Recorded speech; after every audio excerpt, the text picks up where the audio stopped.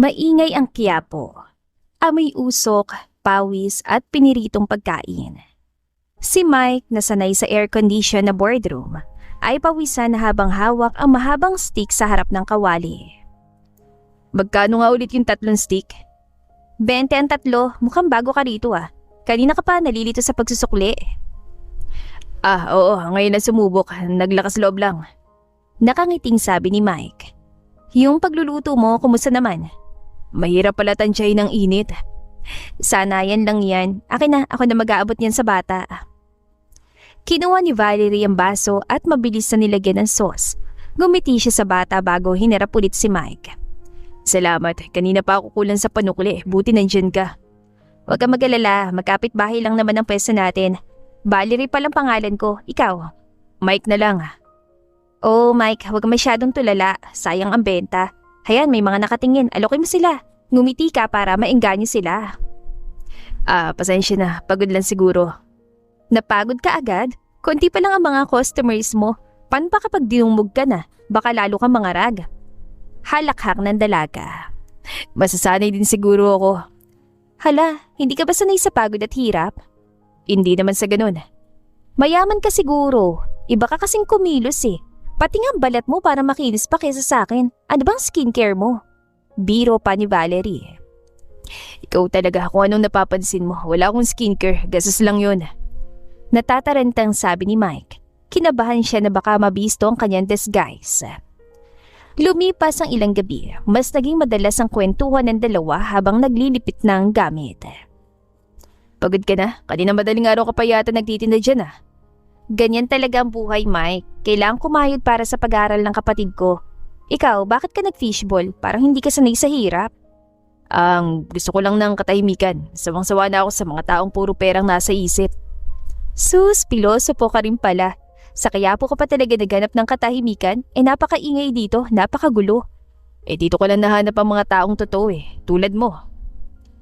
Nambola ka pa. May utang ka sa akin 20 pesos. Kulang ka na naman ng panukli kanina. Babayaran kita bukas, pangako. Wala na kasi akong 20 dito.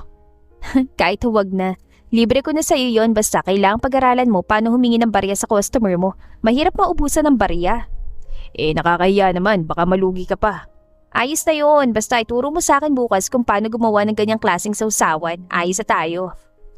Malakas ka sa akin Lumipas sa mga araw at napadalas ang kwentuhan at asaran ng dalawa. Naging malapit sila sa isa't isa. Magkalapit din kasi sila ng edad kaya pareho sila ng mga nagugustuhang bagay o pagkain. Isang hapon, katatapos lang ng malakas na ulan. Amoy basang semento ang paligid habang nagliligpit si Valerie ng mga tira-tirang paninda. Napansin niyang kanina pa nakatingin si Mike sa malayo. Parang may malalim na iniisip habang hawak ang sandok. Bakit ba kanina ka pantulala dyan? Tanong ni Valerie. Valerie, kailan ang huling beses na namasyal ka, yung hindi ka nagtitinda? Nako Mike, sa mahal ng bilihin ngayon, ang pamamasyal ay luho na. Bakit mo naitanong? Napapagod ka na ba sa amoy ng mantika? Hindi naman. Naisip ko lang baka gusto mo lumabas muna sa Quiapo. Day off mo naman bukas, di ba? Day off? Walang ganun sa aming tindera, no? Pero sige, dahil mukhang kailangan mo ng tutor sa paggastos at pamamasyal, sasamahan kita. Saan mo ba balak pumunta? Sa Luneta sana. Gusto ko lang makakita ng magandang pasyalan. Yung mahangin at madaming mga namamasyal. Sasama ka ba? Basta ba, ililibre mo ako ng kwek-kwek doon. Sige, isasama ko na rin si Bunso para makatakbo naman sa labas. Talaga? Sasama ka? Gulat na tanong ni Mike. Bakit naman gulat na gulat ka? Hindi ko lang kasi nakalang sasama ka sa akin makipag-date. Nanlaki ang mga mata ng dalaga. Date? Joke lang, ikaw talaga. Sabay bawi ni Mike. Puro kakalokohan. Mahinang sabi ni Valerie pero ang totoo ay kinilig ito sa sinabi ng binata. Sino ba namang hindi kikiligin sa tulad ni Mike? Kahit simple lang ang suot ay labas sa labas ang kagwapuhan niya. Matipuno, maamo ang mga mata at matangos ang kanyang ilong. Bawal malita. Pahabol na biro pa ni Mike. Opo sir, darating po ako na maaga. Halakhak naman ni Valerie. Kinabukasan, nagkita sila sa tapat ng simbahan. Simple lang ang suot ni Mike, isang luma at kupas sa t-shirt at maong pants. Pero kahit anong gawin niya, halata pa rin ang tindig niyang hindi pangkanto lang. Handa ka na? Ang ganda mo yata ngayon ah. Huwag mo akong bulahin, Mike. Nag-ipit lang ako na maayos. Oh, heto si Bunso, kanina pang excited. Tinanong ni Bunso kung sasakay daw sila ng kalesa. Oo naman, kahit ilang ikot pa. Sumakay nga sila sa kalesa patungong Rizal Park. Habang umaandar ang kabayo, napansin ni Mike kung paano lumiwanag ang mukha ni Valerie habang nakatingin sa mga lumang gusali ng Maynila. Alam mo, Mike, madalas akong dumaan dito kapag papuntang Divisoria, pero lagi ako nagmamadali. Ngayon lamang ko nakaupo ng ganito, walang bitbit na basket, hindi nagmamadalit, hindi haggard. Yung bang hindi magulong isip ko sa pagkukuwenta ng napamili ko o pag-iisip na lulutuin. Minsan, masarap din talaga makapag-relax. Masarap din minsan ang huminto. Kapag busy kasi tayo, nakakalimutan nating tumingin sa paligid dahil sa mga iniisip natin. Lalim natin parang hindi ka lang tindero ng fishball. Minsan tuloy naiisip ko baka may tinatago kang sikreto eh. Sikreto? Gaya ng ano? Kabadong tanong ng binata. Malay ko, baka isa kang prinsipe na tumakas sa palasyo dahil ayaw mo magpakasal sa bruhang prinsesa. O baka naman pala tapos nahalikan ka kaya naging tao ka. Natawa si Mike na malakas. Isang tawang totoo, malayo sa pilit ng ngiti na madalas niyang ibigay sa mga business partner niya. Sobra ka naman sa imahinasyon. Mas gusto ko dito wala akong kailangang patunayan kahit kanino. Pagdating sa luneta, naupo sila sa damuhan habang nagtatakbo si Bunso sa malayo. Bumili si Mike ng sorbetes para sa kanilang dalawa. Eto, yung paborito mo, ube at cheese. Salamat. Alam mo Mike, minsan natatakot ako. Bakit naman? Kasi parang masyadong mabait ang tadhana sa akin itong mga nakaraang linggo. Dumating ka, may katulong ako sa pwesto, tapos ngayon heto tayo, namamasyal. Baka biglang bawiin lahat. Minsan nakakatakot maging masaya eh. Bakit naman babawiin? Hindi mo ba naisip na baka deserve mo rin ang sumaya? Di naman pwedeng puro hirap lang. Mahirap lang kami, Mike. Ang saya para sa amin, parang ulan sa tag-araw. Mabilis lang mawala, tapos mas iinit pang pakiramdam pagkatapos. Huwag mong isipin yan. Hanggat nandito ako, sisiguraduhin kong hindi ka lang basta sasaya lang. Gusto ko maging komportable ka. Komportable? Sapat sa akin yung may pambili ng bigas at gamot ni Bunso o pambaon ng kapatid ko. Ikaw ba? Ano bang pangarap mo sa buhay? Maliban sa maging master ng fishball sauce. Pangarap ko? Gusto ko lang ng taong makakausap ko ng ganito. Yung hindi tinitignan ng laman ng bulis ako, kundi yung tunay na ako. Asus, drama mo O ayan, tunay na ikaw, may dumi ka pa ng sorbete sa ilong. Saan? Dito? Tanong niya habang kinakapa ang sariling mukha. Akin na nga. Kinuha ni Valerie ang panyo niya at dahan-dahang pinunasan ang mukha ni Mike. Sa sandaling yon, nagtamang kanilang mga mata. Sandaling tumigil ang mundo para kay Mike. Nawala ang ingay ng mga sasakyan. Wala ang pressure ng kanyang kumpanya. Silang dalawa lang ng babaeng unti-unting nagiging laman ng kanyang puso.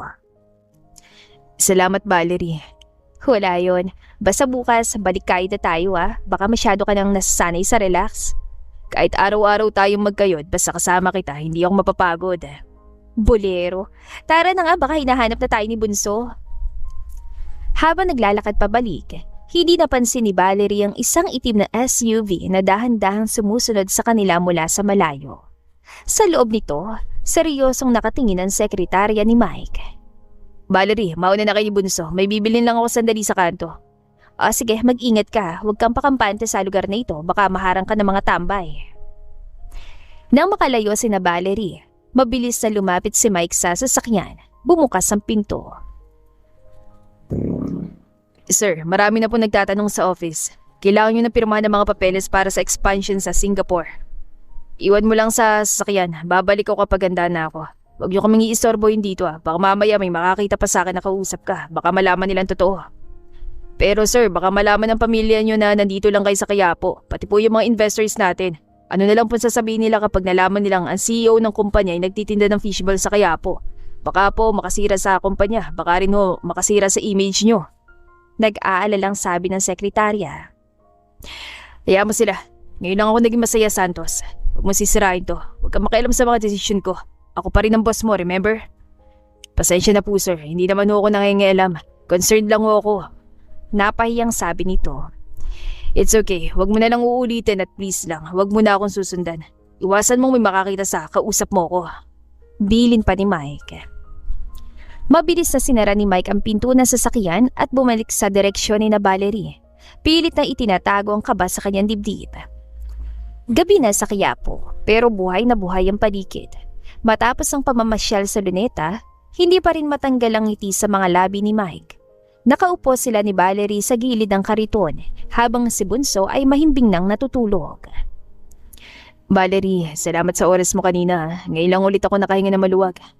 Sus, parang ngayon ka lang nakakita ng kabayo. Pero aminin ko, masaya rin ako. Nakalimutan ko sandali na may utang pa ako sa Bombay. Huwag mo nang isipin yun. Basta nandito ako. Hindi ka na mag-iisa sa mga bayarin. Hoy Mike, hindi porket magkasama tayo obligasyon mo na ako. Magkaibigan tayo, di ba? Pero hindi ibig sabihin nun, aabusuhin ko kabaitan mo. Napatitig si Mike kay Valerie. Ang ilaw mula sa poste ng Meralco ay tumatama sa mukha ng dalaga. Dahilan para lalong lumitaw ang ganda nito kahit walang kolorete. Kaibigan lang ba talaga, Valerie? Kasi ako, higit pa doon ang nararamdaman ko. Natahimik si Valerie. Nagkunwari siya nag-aayos ng laman ng bag niya para hindi mahalata ang pamumula ng pisngi niya.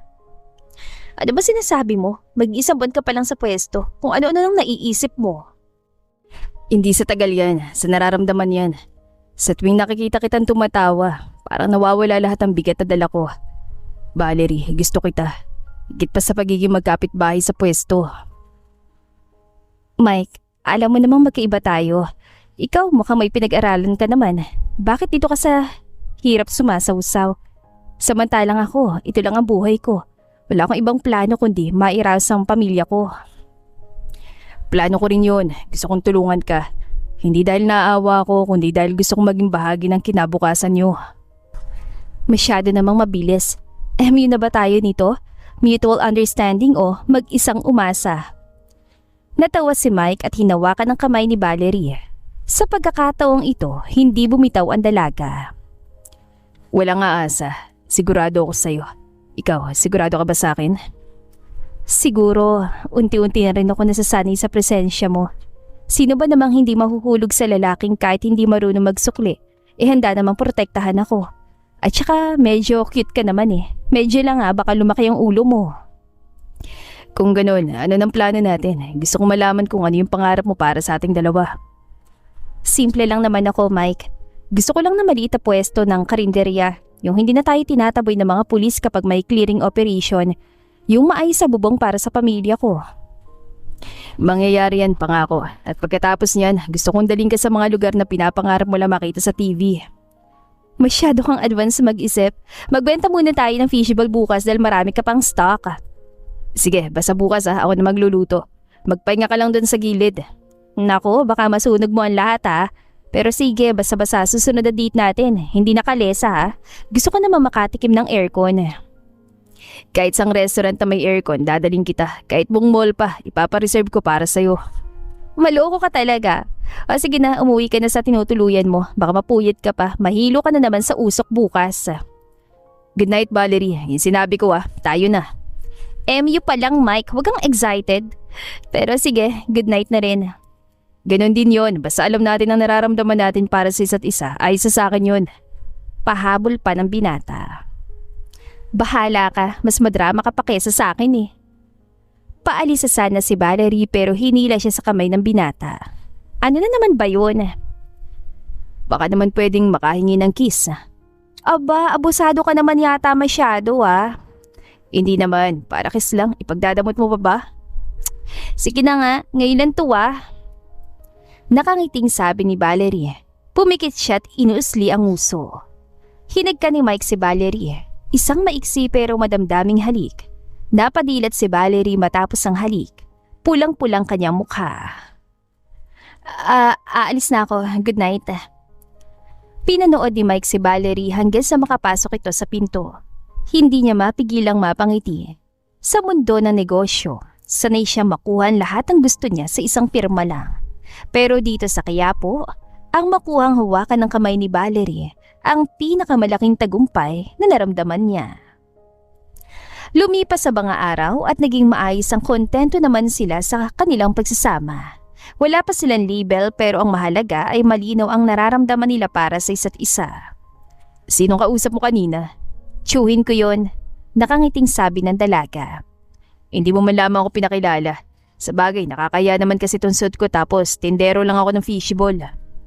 Nagtatampong sabi ni Mike na ikinagulat naman ni Valerie. Nako, puro ka arte, hindi lang kita napansin. Akala ko kasi abala ka. At saka hindi kita kinakahiya, no? Proud na proud nga ako na may gwapo at mabait akong ka-MU. Sus, totoo ba yan? Oo naman, no, masyado ka lang matampuhin. Prove it. Ayan ka na naman, umi-Ingles ka na naman, dudugong ilong ko niyan eh. Kaya minsan iniisip ko na mayaman ka dahil dyan sa pananalita mo eh. Narinig ko lang kasi sa TV yon, gusto ko lang i-practice. Pero huwag mo ibay ng pinag-uusapan natin. Patunayan mo na proud ka sa akin. Oo ba? Ipapakilala kita sa mga kamag-anak ko. Puro kapitbahay ko lang din naman ng mga yon. Gusto ko yan. Kinabukasan, hindi mapakali si Valerie habang nag-aayos ng kakarampot na handa sa kanilang maliit na mesa. Kahit maliit at barong-barong lang ang bahay nila, sinigurado niyang malinis ang bawat sulok. Isang simpleng salo-salo ito para formal na maipakilala si Mike sa iilan niyang kamag-anak na nakatira din sa dikit-dikit na kabahayan sa Quiapo. Mike, sigurado ka pa talaga dito? Baka mabigla ka sa dumi ng eskinita papasok sa amin. Amoy kanal pa naman doon lalo na't katatapos lang ng ulan. Ano ka ba, Valerie? Ilang linggo na ako nakababad sa usok ng fishball at kalsada. Sa tingin mo ba, maselan pa ako sa amoy ng ulan at kanal? Iba kasi ito, nandun yung tiyahin ko at ang mga pinsan ko. Medyo mausisa yung mga yon, baka kung anong itanong sa'yo. Hayaan mo sila, handa akong sagutin kahit anong itanong nila, basta ba katabi kita. Pagdating nila sa tapat ng pintuan, huminga ng malalim si Valerie. Pagpasok nila, agad silang sinalubong ng mga tingin ng kanya mga kamag-anak. Nakaupo ang mga ito sa sahig at sa luma nilang silya. Lahat ay nakatitig sa lalaking kasama ni Valerie. Kahit suot ni Mike ang pinakalumang t-shirt na nahanap niya, hindi pa rin may kakailang kakaibang aura nito. Mano po, tiya, mga pinsan, heto nga pala si Mike, yung katuwang ko sa pwesto na ikukwento ko sa inyo. Magandang hapon po sa inyong lahat. Salamat po sa pagpapatuloy sa akin sa tahanan niyo. Naupo si Mike sa isang maliit na bangko. Tahimik lang ang mga kamag-anak ni Valerie, pero baka sa mga mata nila ang pagtataka. Sinisipat nila ang bawat kilos ni Mike, kung paano ito kumilos, kung paano ito magsalita, at kung paano ito tumingin kay Valerie. Kumuha ka na ng pagkain, Mike. Pasensya ka na ha, pansit at tinapay lang nakayanan ko ngayon. Kahit ano, Valerie, basta galing sa'yo masarap yan. Mas gusto ko pa nga ito kaysa sa mga nakasanayan kong pagkain sa labas. Oh, bakit ganyan kayo makatingin? Sabi ko sa inyo mabait si Mike, huwag niyo lang siyang takutin, baka hindi na bumalik yan sa pwesto bukas. Ang ibang kamag-anak ni Valerie ay nakatitig lang at ang iba naman ay natawa sa biro niya. Mike, huwag mo nalang pansinin yung mga titig nila ha. Ganyan lang talaga sila kapag may bagong pinapakilala mga pinsan at pamangkin ko. Mga protective kasi sila. Close kasi ang pamilya namin pero ikaw pa lang naman talaga yung una kong pinakilala sa kanila. Ayos lang ako, Valerie. Ramdam ko naman na nag-aalala lang sila sa'yo. Gusto lang nilang masiguro na hindi kita lolokohin. Lolokohin mo ba ako? Seryoso, Mike? Nakikita mo naman ang kalagayan namin dito. Wala kaming tinatago. Ito ang realidad ko araw-araw. At ito ang realidad na gusto kong yakapin, Valerie. Hindi mahalaga sa akin kung gaano kaliit ang bahay nyo o kung gaano karami nakatara dito. Ang mahalaga, nandito ka. Sana nga totoo yan. Kasi baka isang araw, magising ka na lang at ma-realize mo, hindi mo pala kayang ganitong buhay. Hindi mangyayari yun, Valerie. Tignan mo ko. Sa loob ng ilang linggo, dito ko naramdaman yung katahimikan na hindi ko nahanap sa kahit anong lugar. Ang pamilya mo, ang buhay mo, bahagi na rin ng buhay ko ngayon.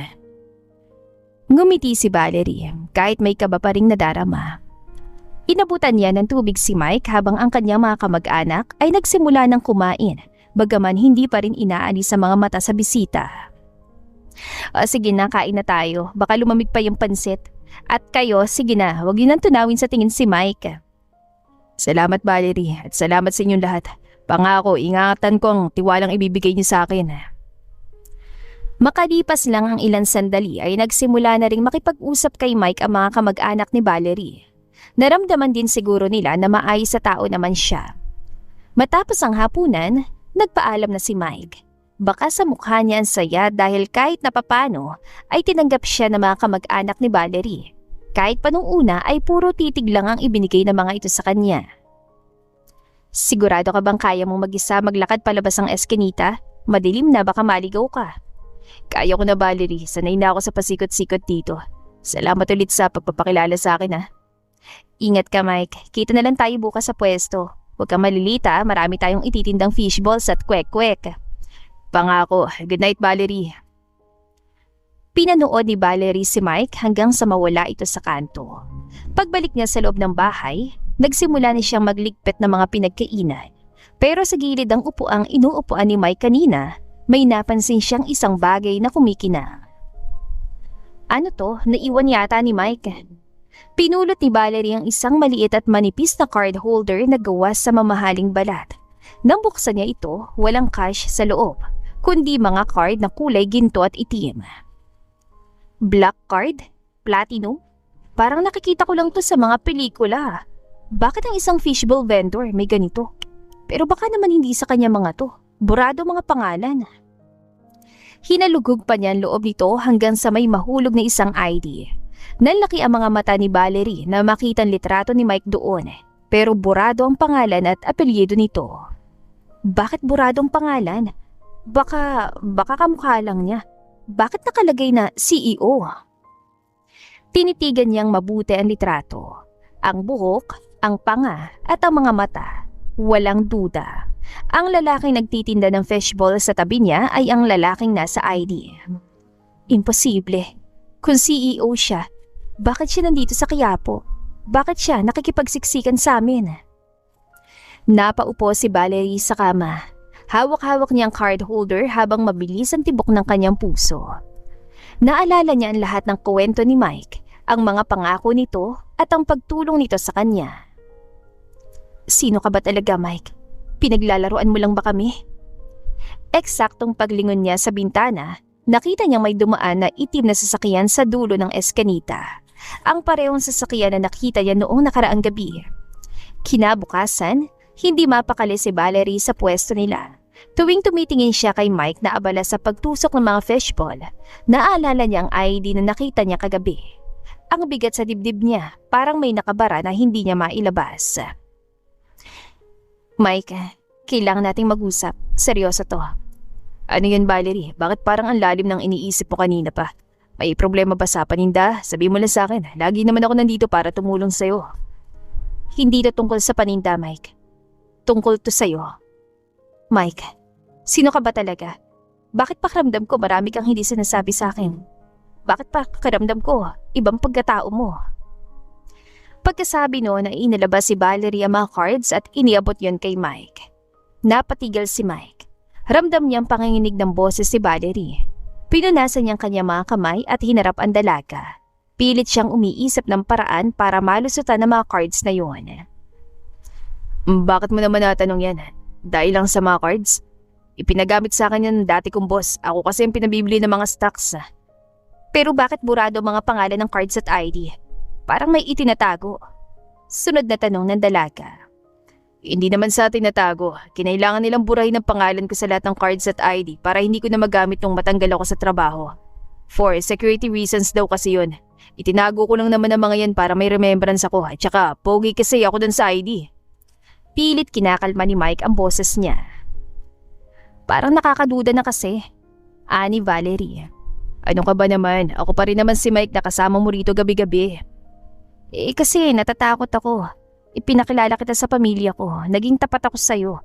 Pero ikaw, wala akong alam tungkol sa pinanggalingan mo. Para ako nagtitiwala sa isang anino. Valerie, maniwala ka. Totoong nararamdaman ko sa'yo. Kung totoo yan, ipakilala mo rin ako sa pamilya mo.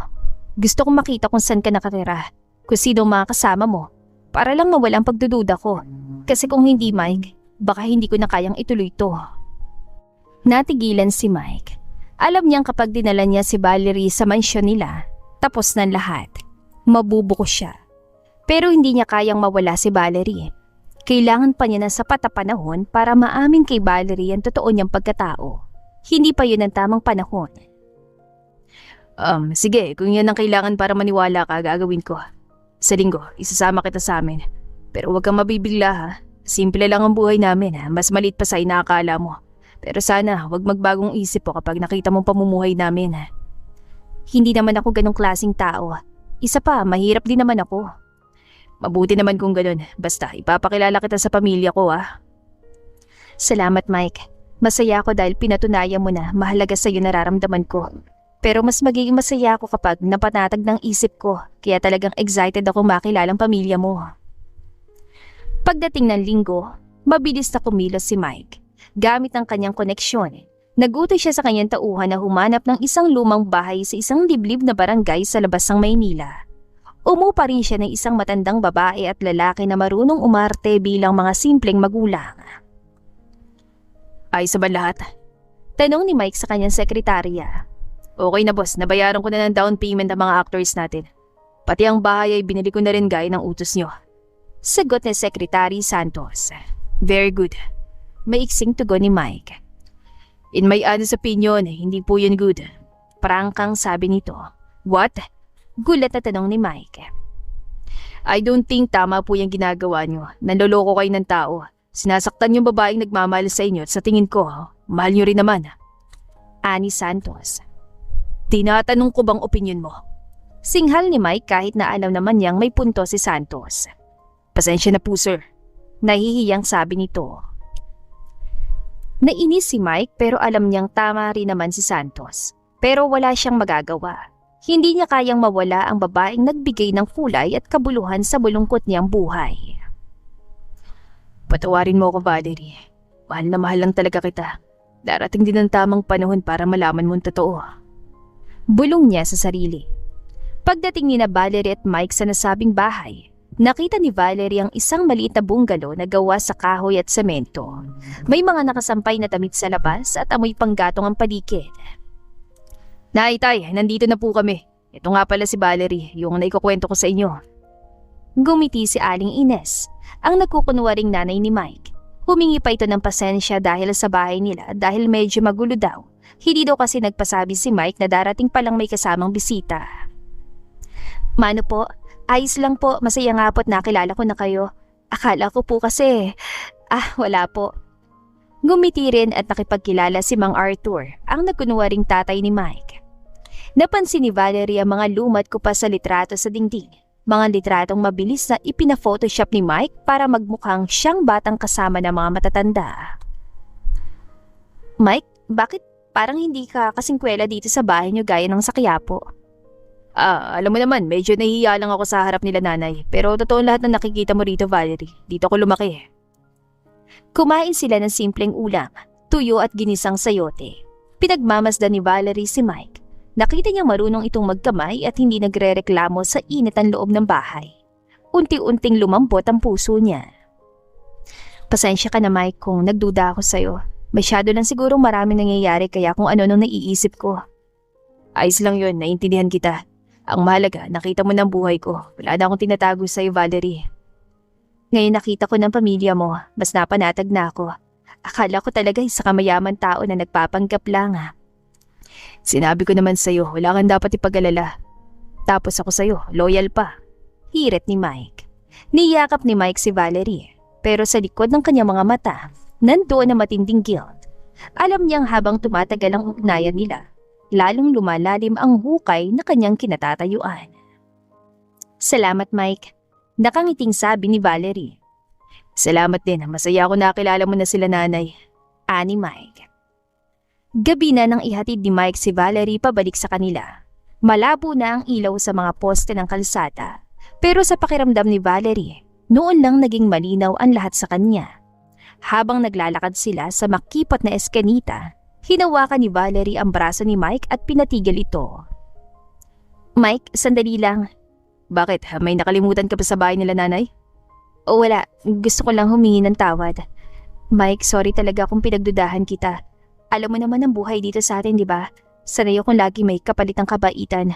O kaya naman ay niloloko ako. Wag mo nang isipin yan, Valerie. Naiintindihan ko kung saan ka nagagaling. Hindi naman masamang mag-ingat. Pero sobra kasi yung hinala ko. Akala ko talaga pinaglalaroan mo lang ako eh. Tapos ngayon nakita ko kung gaano ka mapagmahal sa mga magulang mo. Nahihiya ako sa sarili ko. Valerie, tignan mo ko. Wala kang dapat ikahiya. Ang mahalaga sa akin, nandito tayo ngayon. Salamat din ha. Salamat kasi hindi ka sumuko sa akin kahit na sungit ko noong nakaraang araw. At salamat sa pagpapakilala sa akin sa pamilya mo. Pakiramdam ko mas naging totoong lahat sa atin. Para sa akin, ikaw ang pinakatotoong nangyari sa buhay ko, Valerie. Sa labas ng Quiapo, sa labas ng lahat ng ito, ikaw lang gusto kong makasama. Bolero ka talaga. Pero seryoso, Mike, nung nakita ko yung mga litrato mo nung bata ka pa doon sa dingding nyo, doon ko naramdaman na tao ka rin palang may pinanggalingan. Hindi ka lang basta lalaking sumulpot sa harap ng kariton ko. Napalunok si Mike. Ang mga litratong tinutukoy ni Valerie ay ang mga peking gawa ng kanyang editor. Pero ang saya sa mga mata ng dalaga ay hindi peke. Dahil dinala mo ako sa inyo, may regalo ako sa iyo. Regalo? Ano yun? Kinuha ni Valerie mula sa kanyang bulsang isang maliit na kwintas. Gawa lang ito sa simpleng tali at may pendant na kurus na kahoy. Binili ko to sa tapat ng simbahan kanina bago tayo umalis. Pinabless ko na rin yan para protektado ka lagi, lalo na kapag naglalakad ka mag-isa sa gabi. Valerie, hindi mo naman kailangan gawin to. Akin na, isusuot ko sa'yo. Lumapit si Valerie kay Mike. Amoy sabon at ulan ng dalaga. Habang sinusot ang kwintas, naramdaman ni Mike ang banayad na haplos na mga kamay ni Valerie sa kanyang batok. Parang bawat sentimetro ng balat niya ay nag-aapoy sa sobrang lapit nila. Salamat, Valerie. Hindi ko to hubarin. Dapat lang, no? O paano, pasok na ako? Baka gising pa si Bunso, hanapin pa ako noon. Sige. Pero bago ka pumasok, pwede bang humingi ng isa pang papor? Ano na naman yun? Hindi na sumagot si Mike. Sa halip, marahan niyang hinawakan ang pisngi ni Valerie at mabilis na hinalikan ng noo nito. Isang halik na puno ng respeto at pag-iingat. Salamat sa pagtitiwala ulit sa akin. Mike naman, pinapakilig mo ko eh. Sige na, uwi na. Kita tayo bukas. Tumakbo si Valerie papasok sa kanilang pinto habang hawak ang kanyang dibdib na parang sasabog sa saya. Samantala, naiwan si Mike sa dilim. Hawak ang krus na kahoy sa kanyang leeg. Ang ngiti sa kanyang labi ay unti-unting napalitan ng lungkot habang iniisip ang kasalanang nagawa niya sa pagpapanggap. I'm sorry, Valerie. I'm so sorry, mahal ko. Bulong niya sa hangin. Isang gabi sa Quiapo, abala ang lahat dahil may malaking event sa tapat ng simbahan. Maraming tao, maraming reporter at maraming pulis. Habang nag-aabot ang sukli si Mike, biglang humintong isang convoy ng mga itim na sasakyan sa harap mismo ng kanilang kariton. Mike, tignan mo yung mga sasakyan. May VIP yata na darating. Baka i-clear tayo dito. Tabi mo muna yung mga bangko. Huwag kang mag-alala, Valerie. Sandali lang siguro yan. Pero hindi umalis ang mga sasakyan. Sa halip, lumabas ang isang matandang babae na may suot na mamahaling alahas at tila nang gagalaite sa galit. Siya si Madam Victoria, ang tunay na ina ni Mike. Michael Valerius, ano tong kalokohang ito? Napatigil ang buong Quiapo. Ang mga reporter na naroon para sa event ay biglang lumingon at tinutok ang mga kamera sa direksyon ni na Mike at Valerie. Mike, bakit ka tinatawag ng matandang mayaman? At Michael Valerius? Ma'am, please, huwag dito. May papaliwanag ko ang lahat. Ipaliwanag? Nawala ka ng ilang buwan. Ang buong board of directors ay nagkakagulo dahil ang CEO nila ay nagluluto ng... Ano ba itong mabahong pagkain ito? Itinabig ni Madam Victoria ang lalagyan ng sauce ni Mike, dahilan para tumalsik ito sa damit ni Valerie. CEO? Mike, ano to? Sino ba talaga sila? Hindi ko na alam kung anong totoo. Miss, siya ang may-ari ng Damian Tech International. Ang lalaking kasama mo ay isa sa pinakamayamang bilyonaryo sa bansa. Biglang lumapit ang mga reporter. Nagkislapan ng mga flash ng kamera sa mukha ni Valerie na halatang hiyang-hiyat naguguluhan. Nagtanong ang reporter kung totoo bang iniwan niyang kumpanya para sa babaeng yon. Tinanong nila kung siya ba ang dahilan ng pagkawala ni Mike. Mike, kung CEO ka pala, ano yung bahay na pinuntahan natin? Yung mga magulang mo, sino ba talaga sila? Kaninong bahay yun? Valerie, pakiusap, makinig ka muna, hindi kita gustong saktan. Ginawa ko lang yun kasi ayaw ko itang mawala. Ano bang ibig mo sabihin? Sino sila? Totoong sinasabi nila. Siya ang tunay kong ina. Totoo din akong CEO ng Damon Tech International. Hindi ko sila pamilya. I'm sorry, hindi kita gustong lokohin. Pero niloko mo pa rin ako. I'm sorry, mahal na mahal lang talaga kita. Yung mga larawan nakita ko, hindi rin totoo mga yun. Yung matanda mag-asawa, kanino mga magulang sila? Sunod-sunod na tanong ng dalaga. Binili ko ang bahay na yun. Binayaran ko lang yung mag-asawa para magpanggap ng mga magulang ko. Yung mga larawan ay pina-photoshop ko lang. Nakayukong sabi ni Mike. Suktulan ng panloloko mo sa akin. Mike, ginawa mo kong tanga sa harap ng maraming tao. Umalis ka na rito, babae. Hindi mo alam kung anong gulong idinudulot mo sa anak ko. Nakakahiya na naugnay ang anak ko sa isang basuran tulad mo. Huwag kayong mag-alala, madam. Hindi ko kailangan ng anak niyo at hindi ko kailangan ng pera niyo. Pero excuse me lang po. Maaaring mahirap lang ako, pero hindi ako basura. Tinalikuran ni Valerie si Mike habang patuloy ang pag-flash ng mga kamera. Kinuha niya ang krus na kahoy na ibinigay niya kay Mike at pilit itong hinahablot mula sa leeg ng binata. Sabi mo, ayaw mong pinaglalaruan ka dahil sa pera. Pero ikaw, pinaglaruan mo ang buhay ko dahil sa bored ka sa yaman mo. Pwes, wag mo kong idamay sa boredom mo.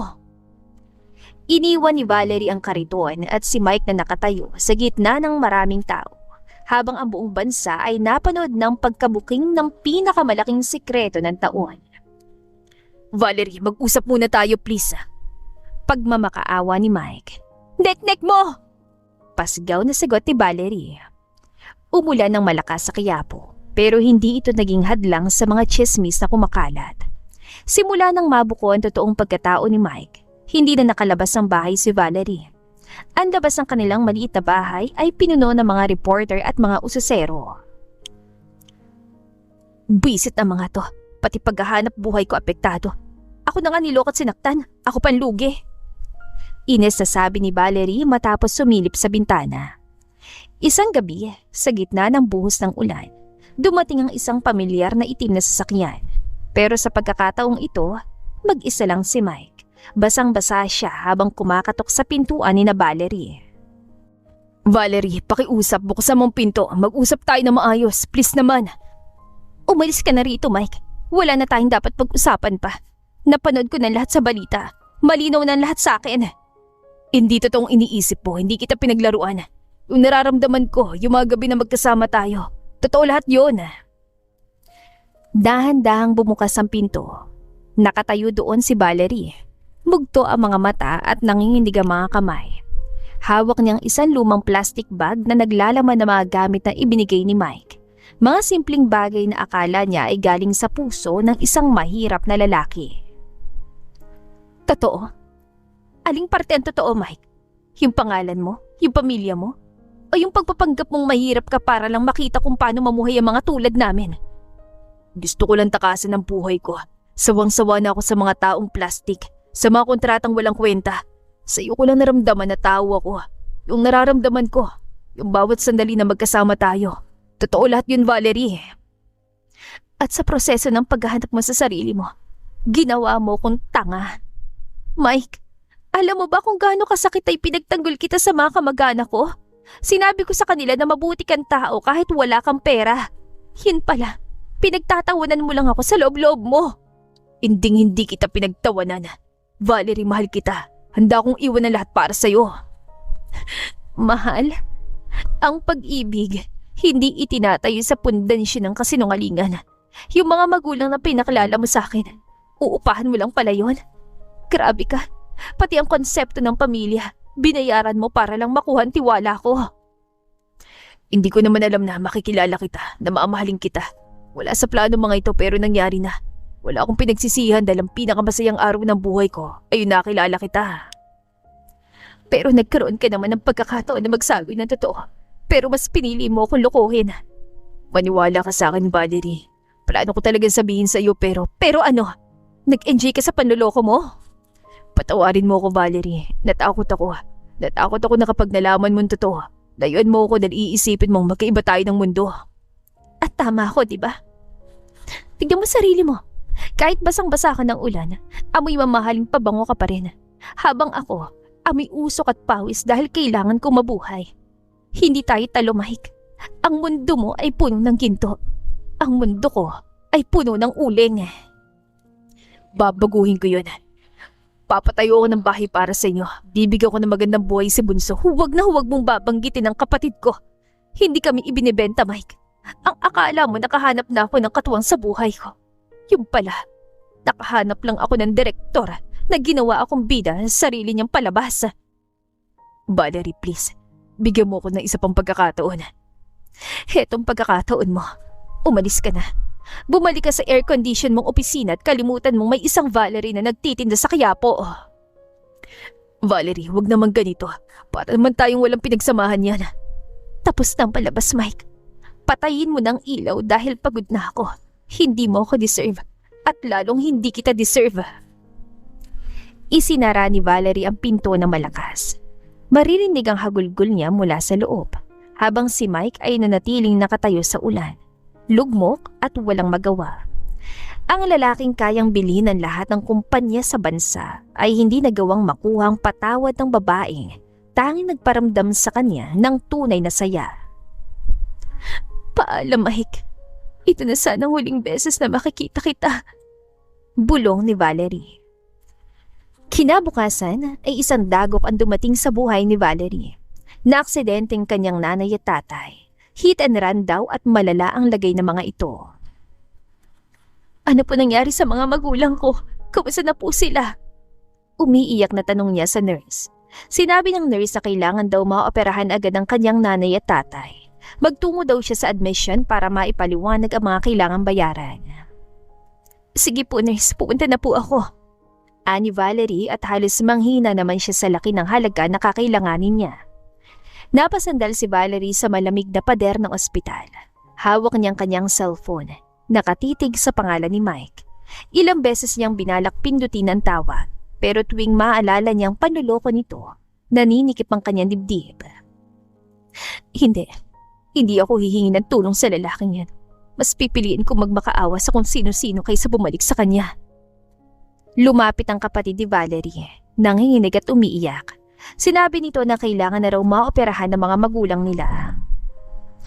Huwag ka nang umiyak. Hahanap si ate ng paraan. Lalabas lang ako sandali. May kakausapin lang ako. Dito ka lang, ha? Bantayan mo sila nanay at tatay pati na rin sa bunso.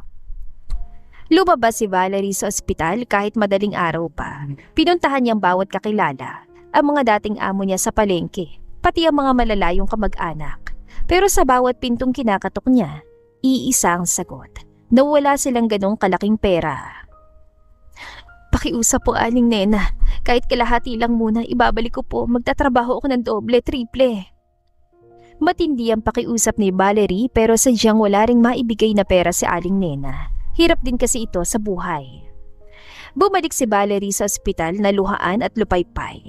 Ang dumi ng kanyang tsinelas. Basang-basa siya ng pawis at wala siyang dalang kahit isang sentimo. Habang papalapit siya sa information desk, nakahanda na siya sa pinakamasamang balita. Nurse, tungkol po sa mga magulang ko. Wala pa po akong pambayad Pero baka pwedeng... Ngumiti ang nurse sa dumaan at sinabing tapos na raw ang operasyon ng tatay niya at nasa recovery room na rin ang nanay niya. Naging matagumpay daw ang lahat. Napatigil si Valerie. Nanlaki ang kanyang mga mata habang nakahawak sa counter. Ano? Paano? Sino nagbayad? Wala pa ako nadadalang pera. Sinabi ng nurse na may dumating daw doon ng isang lalaking nakasuit, may kasamang mga bodyguard. Binayaran nito ang buong bill. Hindi lang yung deposit, kundi pati na rin yung magiging gasto sa ICU at physical therapy hanggang sa makalabas sila. Sino raw siya? Anong pangalan? Sinabi ng nurse na ayaw daw magpakilala ng lalaki, pero may iniwan daw itong note para sa kanya. Iniabot ng babae ang sulat. Kinuha ni Valerie ang maliit na papel. Agad niyang nakilalang maayos at matikas sa sulat kamay. Hindi ko kailangan ng pasasalamat, Valerie. Hindi ko rin kailangan na kausapin mo ko. Ang mahalaga, maging ligtas ang pamilya mo. Hayaan mong gawin ko to, hindi bilang CEO, kundi bilang taong totoong nagmamahal sa'yo. Napaupo si Valerie sa bench ng ospital. Hawak-hawak niya ang papel habang humahagulgol. Galit siya kay Mike. Galit na galit siya. Pero sa gitna ng kanyang galit, Hindi niya maikakailang laking pasasalamat na buhay ang kanyang mga magulang dahil sa taong pilit niyang tinatakasan. Bakit mo pa ito ginagawa, Mike? Bakit kailangang pahirapan mong puso ko ng ganito? Umiiyak na sabi niya sa sarili. Lumipas ang ilang linggo, maayos ang lagay ng mga magulang ni Valerie at nakabalik na sila sa kanilang bahay. Isang gabi, matapos ang pagtitinda, nagpunta si Valerie sa tapat ng simbahan ng Quiapo, ang lugar kung saan madalas silang tumambay noon. Doon niya nakita nakaupo si Mike sa isang tabi, malayo sa karangian. Akala ko babawal ang tambay dito. Baka mahuli ka ng clearing operations. Valerie, hindi ko inakalang pupunta ka rito. Narinig ko sa mga kasama ko sa palengke. Gabi-gabi ka raw nandito. Hinahanap mo bang peso ng fishbowl mo? Hindi. Hinahanap ko yung sarili ko na nahanap ko nung kasama kita. Valerie, kumusta sila nanay at tatay mo? Maayos na bang pakiramdam nila? Maayos na sila. Salamat, Mike. Alam kong ayaw mong magpasalamat ako. Pero kung hindi dahil sa'yo, baka wala na sila. Nilunok kong pride ko dahil mas mahalaga sila sa akin. Ginawa ko yun dahil mahal kita. Hindi para pilitin kang patawarin ako. Kahit habang buhay ka magalit, basta alam kong ligtas ka tang mga taong mahal mo, ayos na ako. Tinitigan ni Valerie si Mike. Halatang pagod ito, malalim ang mga mata at tila nawala ang sigla na nakita niya nung una silang nagkakilala. Bakit hindi ka bumalik sa opisina mo? Doon ka nararapat, di ba? Sa mga malalaking kumpanya. Anong silbi ng malaking kumpanya kung wala namang kwenta ang bawat araw ko? Valerie, nagkamali ako. Akala ko sapat nang magpanggap para matanggap mo ko. Pero napatunayan ko na mas mahirap palang mabuhay kung wala ka. Galit pa rin ako sa iyo, Mike. Galit ako dahil pinagmukha mo kong tanga. Pero nung nakita ko yung note mo sa ospital, naisip ko, baka nga totoo ka. Valerie, maniwala ka. Ang tanging totoo sa buhay ko dito mga nakaraang buwan ay yung pag-ibig ko sa iyo. Handa akong magsimula ulit. Hindi bilang si Mike na CEO, kundi bilang si Mike na handang damayan ka hanggang sa huli. Sigurado ka ba? Baka bukas makalawa. Hanapin mo na naman ang aircon at malambot mong kama. Kahit sa bangketa pa tayo matulog, basta ikaw yung katabi ko, pinakamalambot na kama na yun para sa akin. Napangiti si Valerie ng bahagya, isang ngiti na matagal nang na-miss ni Mike. O sige na, pinapatawad na kita. Pero sa isang kondisyon Kahit ano yun? Tuturuan mo ko kung paano patakbuhin yung kumpanya mo para kapag niloko mo ulit ako, alam ko kung paano kukunin ang lahat ng share mo. Halakhak ng dalaga. Natawa si Mike at mabilis na niyakap si Valerie. Ramdam niya ang init ng katawan ng dalaga na matagal niyang kinasabikan. Kahit ibigay ko pa sa yung buong kumpanya ngayon din, Valerie. Basta wag mo lang akong iiwan ulit. Huwag kang kampante. Marami ka pang kailangang patunayan sa pamilya ko. Lalo na kay Bunso. Namiss ka niya. Kahit araw-araw ko pa siyang ipasyal, gagawin ko. Pero ngayon, pwede bang dito muna tayo? Gusto ko lang maramdaman na ayos na tayo. Ayos na tayo, Mike. Pero seryoso, kailangan mo nang maligo. Amoy uso ka na naman. Amoy Quiapo, amoy natin. Halakhak ng binata. Punong-puno ng kaligayahan ng kanyang puso dahil sa wakas ay naayos din sila. Naglakad ang dalawa pa uwi. Magkahawak kamay sa gitna ng ingay at gulo ng Maynila. Sa wakas, ang dalawang mundong magkaiba ay nahanap ang kanilang gitna sa isang tapat na pag-ibig. Nasa loob ng malawak at marangyang mansyon ni Mike si Valerie. Ito ang unang beses na pumayag siyang bumisita sa totoong mundo ng binata. Habang nakaupo sa sofa na mas mahal pa yata sa buong pwesto niya sa Quiapo, hindi mapakali ang dalaga. Ayos ka lang ba? Nag-aalalang tanong ni Mike. Sakto lang, medyo kabadot na asiwa ko. Parang hindi talaga ako bagay sa ganitong mundo. Sagot naman ni Valerie. Valerie, wag kang kabahan. Bahay ko to at bisita kita. Gusto ko lang maranasan mong mag-relax nang hindi nag-iisip ng paninda. Mike, kasi nga parang hindi ako bagay dito. Ang puti ng sahig, nahihiya akong tapakan ng tsinelas kong pampalengke. Ano ka ba? Kahit magtatakbo ka pa riyan, walang magbabawal sa'yo. Sa atin ang bahay na to. Magkahawak silang dalawa nang biglang bumukas ang malaking pinto. Pumasok si Madam Victoria. Suot ang kanyang mamahaling bestida at mga alahas na kumikinang sa ilaw ng chandelier. Mike, ano to? Bakit dinala mo talaga rito ang babaeng yan? Ma'am, her name is Valerie. At oo, dinala ko siya dito dahil siya babaeng mahal ko. Tinitigan ni Madam Victoria si Valerie mula ulo hanggang paa. Ang tingin niya ay puno ng pandidiri. Parang nakakakita ng basura sa gitna ng kanyang sala. Mahal, Mike naman. Tignan mo nga siya. Amoy bawang at basura pa rin ang suot niya. Akala mo ba dahil nakatuntong siya rito ay magiging kauri na natin siya? Madama, pasensya na po. Hindi ko naman po gustong mang-istorbo o makagulo. Tumahimik ka. Wala kang karapatang sumagot sa akin. Magkano bang kailangan mo? Yun naman ang habol mo, hindi ba? Binayaran na ni Mike ang ospital ng mga magulang mo. Hindi pa ba sapat yun? Ma'am, enough. Huwag mo siyang kakausapin ng ganyan. Bakit, Mike? Totoo naman, di ba? Ginamit niyang aksidente para perahan ka. Isang hampas lupa na biglang nakakita ng ginto. Huwag kang magpabulag sa ganda ng gold digger na ito. Hindi po totoo yan. Mahal ko si Mike. Maybe you mean mahal mo ang pera niya. Huwag mo kaming lokohin. Alam kong karakas sa mga babaeng katulad mo. Umalis ka na rito bago ko pa ipatawag ang security at kalad ka rin ka palabas. Hindi ka na mabagi sa pamilya namin. Napayuko si Valerie. Nagsisimula ng mangilid ang kanyang luha. Akma siyang tatalikod para lumabas nang biglang higpitan ni Mike ang hawak sa kanyang kamay. Walang aalis, mama.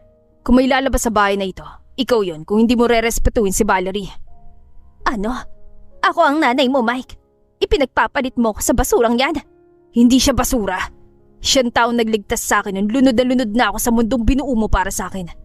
Mama, ang yaman na pinagmamalaki mo. Walang kwenta yan kumpara sa kabutihan ng puso ni Valerie. Nasisiraan ka na ba ng bait? Mawawala sa iyong lahat. Sige, kunin niyo ng lahat. Ang posisyon ko, ang shares ko, pati tong mansyon. Pero hindi niyo makukuha si Valerie sa akin. Valerie, halika na. Hindi tayo nararapat sa lugar na walang respeto. Mike, huwag. Pamilya mo siya. Ang pamilya, Valerie, hindi nananakit ang kapwa. Ikaw ang pamilya ko ngayon. Tara na.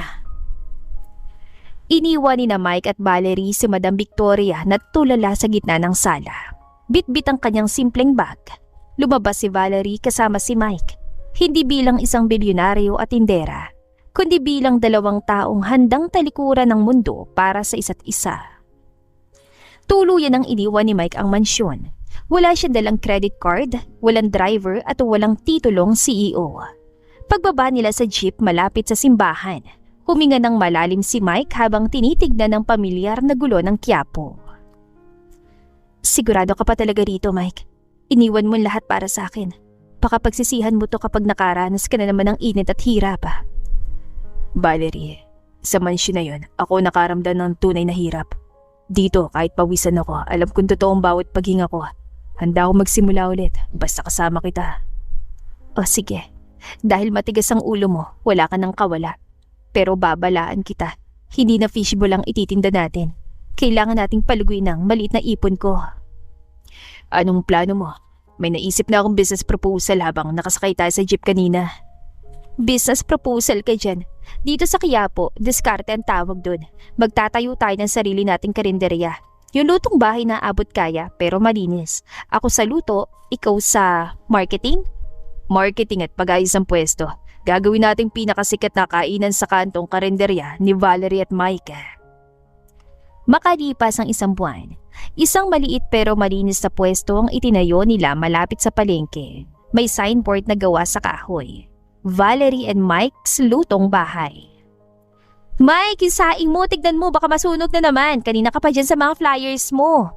Sandali lang, inaayos ko lang tong promo natin. Buy one take one sa unang 10 customer. Kailangan nating humatak ng tao.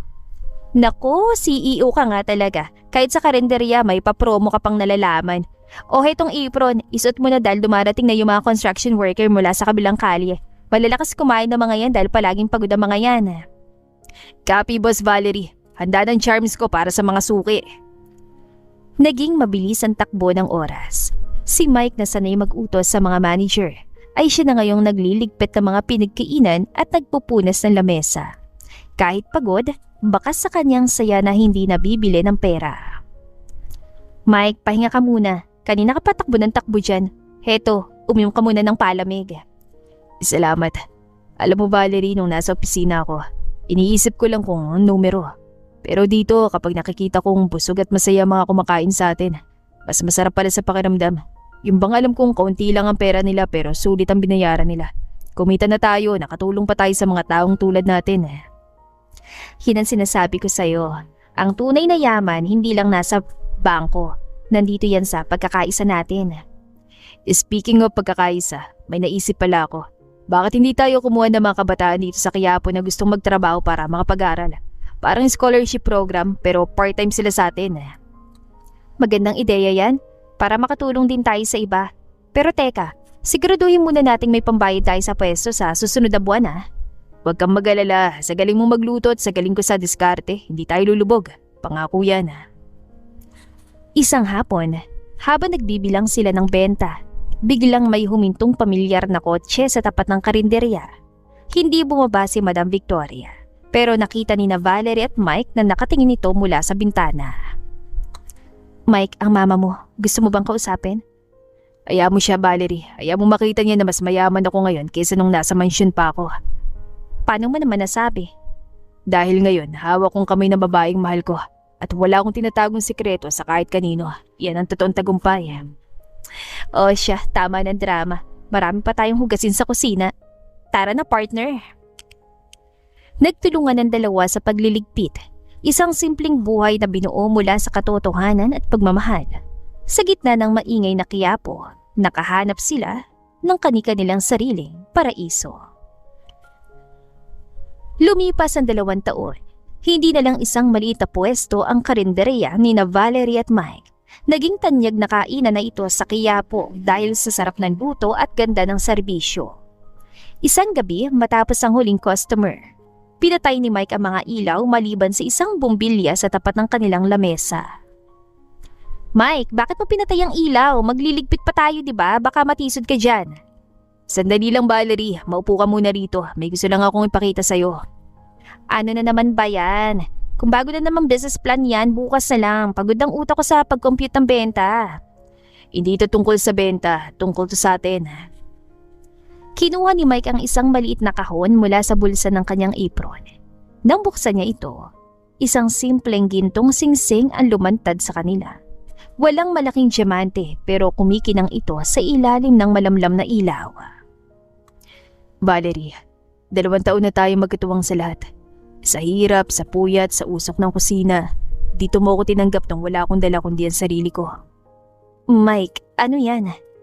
Valerie, hindi ko may papangako ang mansyon o marangyang buhay na iniwan ko. Pero may papangako ko na sa bawat umaga nagigising ka, ako magtitimpla ng kape mo. Sa bawat pagod mo, akong aalalay sa'yo. Papayag ka bang maging asawa na isang dating CEO na naging assistant mo naman ngayon? Sira ka talaga. Akala ko kung ano na. Mike, kahit sa kariton lang tayo ikasal, basta ikaw ang kasama ko, sapat na sa akin. So, is that a yes? Oo naman. Isuot mo na nga sa akin yan bago pa mabagong isip ko. Matapos isuot ni Mike ang singsing sa daliri ni Valerie, ay nagyakap sila na mahigpit. Pinakawala na ng dalaga ang mga luha na kanina pa niyang pinipigilan. Oh, bakit ka umiiyak? Hindi ka ba masaya? Nagbibirong tanong ni Mike. Ano ka ba? Tears of joy ang mga ito. Masaya-masaya ako, Mike. Akala ko sa pelikula lang nangyayari ang mga ganitong tagpo. Emotional na lahat ni Valerie. Galing nga akong pelikula. Akong Prince Charming at ikaw naman ang prinsesa ko. Pilyong sabi ni Mike. Ang corny mo Halakhak ni Valerie. Corny pero mahal mo. Hirit na naman ni Mike. Mahal? Pag-iisipan ko muna. Pang-aasar naman ang dalaga. Ganun na. Kunuwaring sumimangot si Mike kaya niyakap naman agad ito ni Valerie. Joke lang, ikaw naman. Mahal na mahal nga kita. Pangako? Pangako. Agad nilang inayos sa mga papeles para sa kanilang kasal. Pati ang simbahan at pagdarausan ng kainan na inayos sila. Dumating ang araw ng kasal. Walang hotel, walang malaking reception, at walang mga sikat na bisita. Sa loob ng simbahan ng Quiapo, sa lugar kung saan sila unang nagkakilala, doon sila sumumpa sa harap ng Diyos. Mike, ang gwapo mo pala sa barong, bagay sa'yo, hindi halatang sanay ka sa akala ng fishball. Ikaw din, Valerie, ang ganda mo. Kahit simpleng puting bestida lang yan, parang reyna sa paningin ko. Nambola ka na naman. Handa ka na ba? Wala nang bawian to Kapag pinakasalan mo na ako, hindi mo na ako pwedeng isauli sa mga magulang ko. Hindi ko babawi ng pinakamagandang desisyon sa buhay ko. Di ko na nga makita ang sarili ko na hindi ka kasama. Ikaw nais ko makasama hanggang pagtanda ko. Magkasama nating panunuorin ang paglubog ng araw. Sa harap ng altar, kasama ang mga magulang ni Valerie, ang kapatid ni Valerie at si Bunso na nakasuot din ng baro. Idinaos ang isang maikling seremonya. Ang mga saksi, ang mga kapwa nila tindera sa palengke at ang mga sukli nila sa karinderya. Matapos ang kasal, ang reception ay ginanap mismo sa kanilang karinderya. Naglatag sila ng mahahabang lamesa sa kalsada. May lechon, may pansit, at syempre hindi na walang fishball at kwek-kwek na naging simula ng lahat. Nay, Tay, salamat po sa pagdalo. Mike, tignan mo si nanay tuwan-tuwa. Masaya ako na nandito sila. Ito yung totoong celebration, Valerie. Walang halong plastikan. Puro saya lang kasama mga taong importante sa atin. Mga taong naniniwala sa pagmamahala natin. Pero Mike, tignan mo sa kabilang kanto. Yung itim na sasakyan, kanina pa yatang nandyan. Napalingon si Mike. Nakita niya ang pamilyar na SUV ng kanyang ina. Hindi ito bumaba, pero bahagyang nakabukas ang bintana. Nakita ni Mike na tumango ang kanyang ina bago dahan-dahang umalis ang sasakyan. Hayaan mo siya, Valerie. Palang araw, baka matutunan din niyang pumasok sa loob at kumain ng pansit kasama natin. Pero sa ngayon, sapat na sa akin na nakita niya kung gaano tayo kasaya. Malay mo, dahil nakita nila tayong masaya, ma-realize na dapat na lang silang maging masaya para sa atin. Tama ka. Oh, ayan na si Bunso. Ubus na raw ang sarsa ng fishballs. Magtrabaho ka na, Mr. Valerius. Opo, Mrs. Valerius. Masusunod po. Nagtawa na ng dalawa habang pinapanood ang mga bisitang nagsasaya. Sa simpleng kasal na yun, napatunayan nila na ang pag-ibig ay hindi nasusukat sa laki ng diamante o sagara ng handaan, kundi sa katapatan ng dalawang pusong nahanap ang isa't isa sa gitna ng ingay ng Quiapo. Hindi man maamin ni Mike pero may kurot sa kanyang puso. Gusto rin sana niyang makapiling ang kanyang pamilya. Nais rin sana niyang matanggap na mga ito ang kanyang asawa. Ma, sana dumating ang panahon na matanggap niyo rin po kami, sabi ni Mike sa sarili. Natapos pa rin ang kasalang yon na masaya ang bagong mag-asawa at ang lahat ng mga bisita. Kinabukasan ay agad din namang bumalik sa normal na buhay ang dalawa. Isang gabi, sarado ng karinderya. Pagod na pagod si Valerie habang nakaupo sa isang maliit na bangko. Minamasahe ang kanyang mga binti. Pumasok si Mike mula sa likod, bit-bit ang isang palanggana na may maligamgam na tubig. Oh, bakit tinitiis mo ang ngalay? Aka na nga yung paa mo. Huwag na, Mike. Nakakahiya. Pagod ka rin naman. Magpahinga ka na lang din. Asawa na kita, Valerie. Wala nang hiya-hiya rito. Hayaan mo ako naman na mag-alaga sa'yo. Dahan-dahang inilubog ni Mike ang mga paa ni Valerie sa tubig. Marahan niya itong hinilot. Isang bagay na hindi aakalain ng kahit sino na gagawin ng isang dating bilyonaryo. Sino ba mag-aakala na dating CEO ng tanyag na kumpanya ay tagahilot na ng paa ko ngayon? Mas gusto kong posisyon ko ngayon. At least dito, ako ang boss ang puso mo. Bolero ka pa rin. Pero salamat, Mike. Kung hindi dahil sa'yo, baka sumuko na ako sa sobrang pagod sa araw-araw. Itinigil ni Mike ang paghilot at tumingala kay Valerie. Hinawakan niya mga kamay ng asawa at hinalikan ng mga pala dito na may kaunting kalyo dahil sa trabaho. Hindi kita pababayaan. Alam mo, sa tuwing tinitignan kita habang nagluluto ka kanina, iniisip ko kung gaano ako kaswerte. Kaswerte? Halos wala na tayong kitain kanina dahil sa dami ng pa-freebie mo sa mga bata. Hindi yun ang yaman na tinutukoy ko. Swerte ako kasi kahit anong mangyari, alam ko may uuwian akong Valerie. Yung yakap mo lang pagkatapos sa mahabang araw, sapat na para makalimutan ko lahat ng pagod. Sus, nakuha mo pa talaga magdrama. Pero seryoso, Mike, masaya ka ba talaga sa buhay nating ganito? Hindi mo ba namimiss yung mga bodyguards at aircon kahit sa banyo? Valerie, tignan mo ko. Wala akong bodyguard pero ikaw yung protection ko sa lungkot. Wala akong aircon pero ang init ng pagmamahal mo nagpapatatag sa akin. Mas masaya ako rito sa tabi mo kaysa sa kahit anong penthouse sa Makati. Hinila ni Mike si Valerie para tumayo at niyakap ito na mahigpit. Sinandal ni Valerie ang kanyang ulo sa dibdib ng asawa. Pinakikinggan ang tibok ng puso nito na tanging para sa kanya lang. Mahal kita, Mike. Kahit amoy bawang at sibuyas na tayo gabi-gabi. Mas mahal kita, Mrs. Valerius. Amoy tagumpay ang pawis natin dahil binuo natin doon na magkasama. Hinalikan ni Mike si Valerie sa noo habang ang buwan ay nakasilip sa bintana ng kanilang maliit ngunit masayang tahanan. Dumaan ang mga buwan at naging masaya naman ang kanilang pagsasama hanggang sa mabiyayaan sila ng isang sanggol na babae.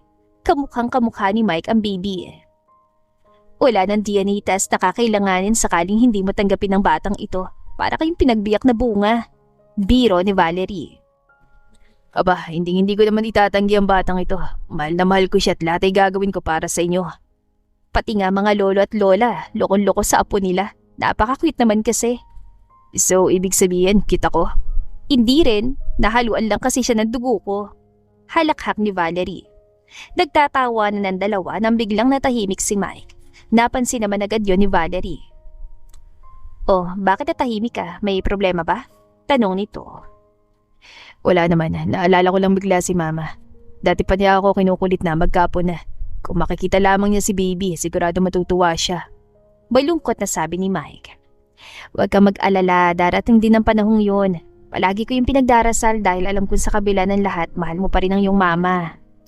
Ani Valerie at tila ba nagdilang anghel ito dahil nagulat sila nang may pumaradang kotse sa labas ng kanilang maliit na tahanan. Sino yon? May inaasahan ka bang bisita o delivery ngayon ng stocks natin? Wala naman. Teka, silipin ko. Baka naman nakikiparada lang sa labas ng bahay natin. Tumayo si Mike at lumabas ng bahay. Kalong pa rin niya si Baby Victory. Laking gulat niya na makitang isang pamilyar na kotse. Bumaba si Santos at hinarap siya. Kumusta po, sir? Mabuti naman. Ikaw, kumusta ka? Mabuti din ho, sir. Bakit ka nga pala nandito? May tutulong ba ako? May gusto lang hong kumausap sa inyo, sir. Kumausap? Sino? Imbes na sumagot at lumapit si Santos sa kotse at binuksan ang pinto. Tumambad kay Mike ang kanyang ina na lumuluha at nakatingin kay Baby Victory. Mama, anong ginagawa niyo dito? Huwag ka mag-alala, iho. Hindi ako nandito para manggulo.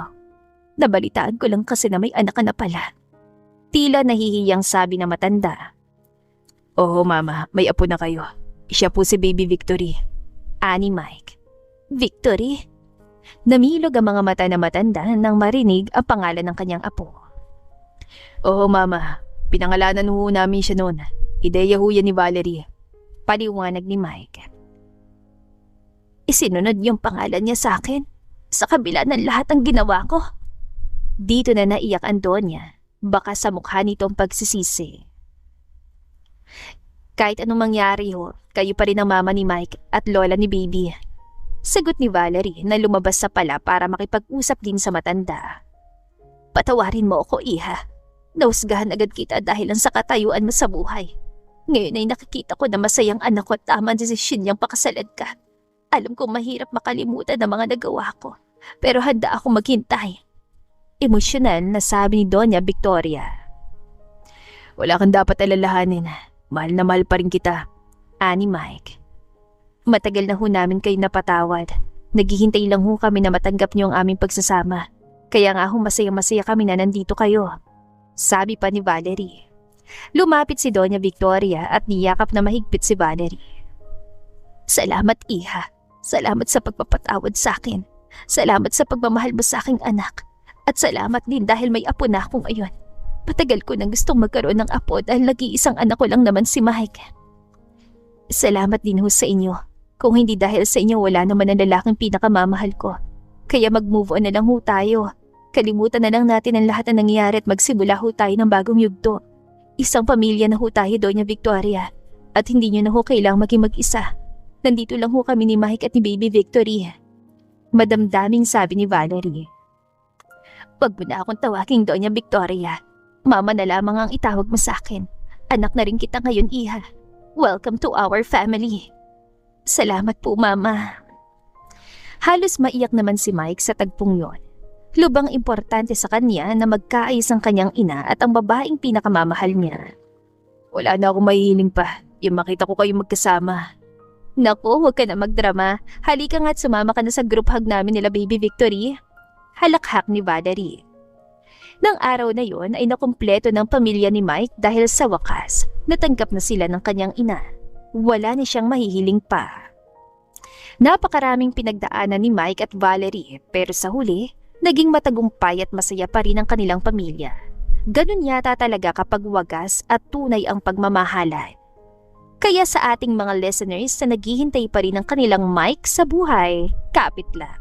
Ipagpatuloy lang natin ang pagiging mabuti at dadating rin ang masayang buhay para sa atin. At dito na po nagtatapos ang ating kwentong pag-ibig. Maraming salamat po sa pakikinig. To God be the highest glory. Hanggang sa muli. Paalam!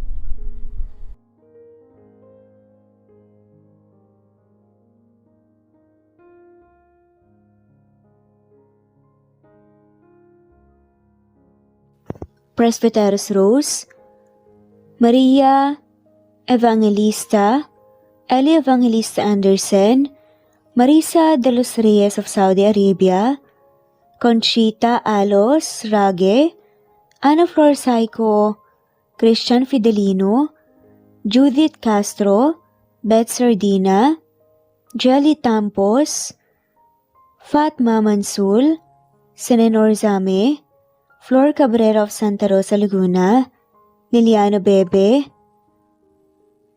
Ostonalito Elvi Candontol, Eli, Romana Gorospe, Marilyn Sasaki of Japan, Flordet, Elizabeth, Tena, Rad TV of Hong Kong, Jean the Best of UK, Nizar Sams, Annie Hoson, Eli Bitasolo, Marilyn San Jose, Imelda Fortes of Calamba City, Violeta Irgarin of Kamsur, Flordet, Jessica Vargas, Jingjing, Rosa Franca Abelian of Cebu, Wendy Goth of Japan, Teresita Schmid,